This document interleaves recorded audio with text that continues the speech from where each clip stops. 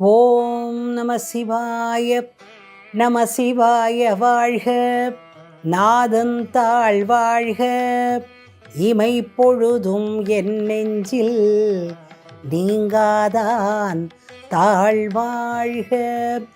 ஓம் ஈசனடி போற்றி, எந்தையடி போற்றி, தேசனடி போற்றி, சிவன் சேவடி போற்றி, நேயத்தே நின்ற நிமலனடி போற்றி, மாய பிறப்பருக்கும் மன்னனடி போற்றி. ஓம் நம சிவாய.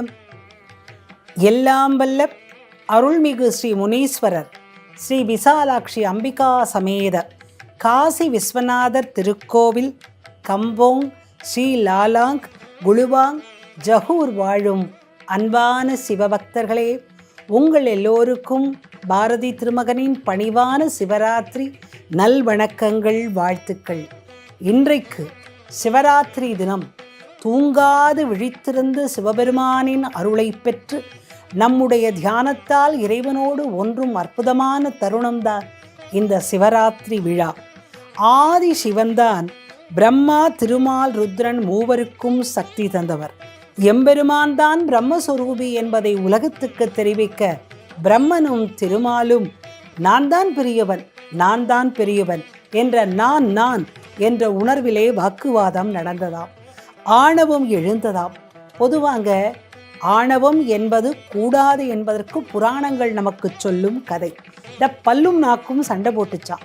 அப்போ நாக்கு கேட்டுதான், பல்லே ரொம்ப சுவையான உணவுகள்லாம் எனக்கு நீ கடிச்சு அருமையாக தர, உனக்கு ஏதாவது நான் நன்றி செய்யணுமே, என்ன செய்யணும் அப்படின்னு நாக்கு கேட்டுதான்.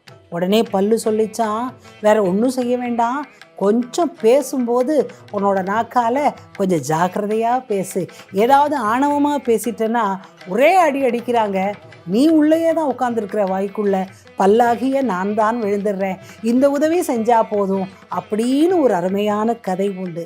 ஆக வாழ்க்கையிலே நான் என்ற வார்த்தை தான் வேண்டாம் என்று ரமண மகரிஷி சொன்னார். சிவ ராத்திரியின் அற்புதமான புராணக்கதை. பிரம்மன் திருமாலிடம் வருகிறார். பார்க்கடலில் பள்ளி கொண்டிருக்கிறார். திருமாலே, என்னுடைய வரவையும் மதியாமல் நித்திரை கொள்கிறாயா? உடனே திருமால் கேட்டாராம், நீர் யார் சொல். உடனே பிரம்மன் சொன்னாராம், மைந்தரே, நான் தான் உன் தந்தை, தெரியாதா? இன்னும் தூக்கம் கலையவில்லையா? உடனே திருமால் சொல்கிறார், எனக்கு தந்தை என்ற செருக்கை நீ விட்டுவிடு. உடனே பிரம்மன் சொல்கிறார், 10 பிறப்புகள் எடுத்தாயே, அந்த 10 பிறப்புகளையும் படைத்து என் கைகளெல்லாம் கன்றி போய்விட்டன, இதோ பார். உடனே திருமால் சொல்கிறார், பிரம்மனே, அந்த பரமசிவன் கிள்ளிய உன் தலையை இன்னும் நீ படைத்து கொள்ளவே இல்லையே, நீயா என்னை படைத்தாய்? இல்லை, புரியாமல் சொல்கிறாய். நானின்றி இந்த உலகில் எதுவும் இல்லை.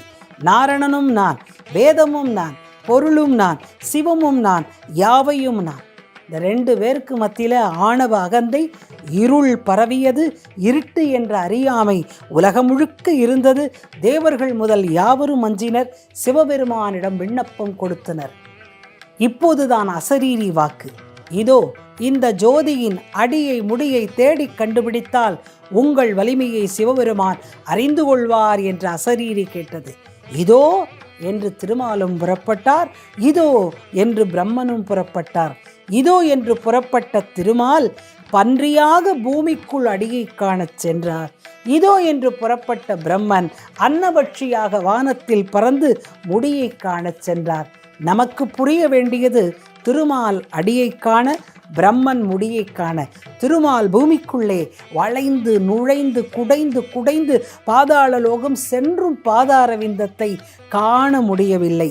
பிரம்மன் அன்னபட்சியாக வானம் தேடி ஓடி நாடி பறந்தும் நமசிவாயனின் முடியை காண முடியவில்லை. பொதுவாக திருக்குறளில் படிக்க பொருள் ஆழமாக போகுமே, அப்படி பாதத்தின் ஆழம் நீளுகிறது. பொதுவாக சிவபெருமானுடைய அன்பை பற்றி சொல்லும்போது மலை போல என்று சொல்வார்களே, அது மலை போல சென்று கொண்டிருக்கிறது. இவர்கள் முயற்சி பலிக்கவே இல்லை. இப்பொழுதுதான் ஓம் ஓம் ஓம் என்ற மூல மந்திரம் ஒலித்தது. அகரம் உகரம் மகரம் நாதமாக பிரிந்தது. வலதுபுறம் அகரம் பிரம்மன், இடதுபுறம் உகரம் விஷ்ணு, மகரம் ருத்ரம் ஆக இப்படி ஒரு தரிசனம். அருட்பெரும் ஜோதி பிரகாசம். வேதங்களெல்லாம் வணங்கின. ஆகா, பாதி உடல் ஆதி சிவன், மீதி உடல் ஆதி சக்தி, ஒன்றான பரம் ஜோதி. நெற்றிக்கண்ணிலிருந்து பற்றி திரிக்கிற தீயை எரிக்கும் ஜோதி. தேவர்கள் தெய்வங்கள் மானுடர்கள் தரிசனம் தரும் ஜோதி. தேவாரம் திருமந்திரம் தினமும் பாட நமக்கு கிடைக்கும் அற்புதமான ஞான ஜோதி. அம்பலத்தில் ஆடி வரும் அருள் ஞான பெரும் ஜோதி. சிவராத்திரியை சுபராத்திரியாக்கும் சித்தாந்த ஞான ஜோதி. சிவராத்திரி பிறந்த நேரம் இது. சிவராத்திரியின் சிறந்த நேரம் இரவு 11:30 மணிக்கு மேல் 1 மணி வரை. இதுதான் சிவமூர்த்தி ஜோதி உருவமாக தோன்றி சிவராத்திரி பண்டிகையில் நமக்கு அருளிய நேரம். அன்பர்களே, இந்த சிவராத்திரி நேரத்தில் சிவபெருமானுக்கு பிடித்தமான அபிஷேகத்தை செய்வோம்.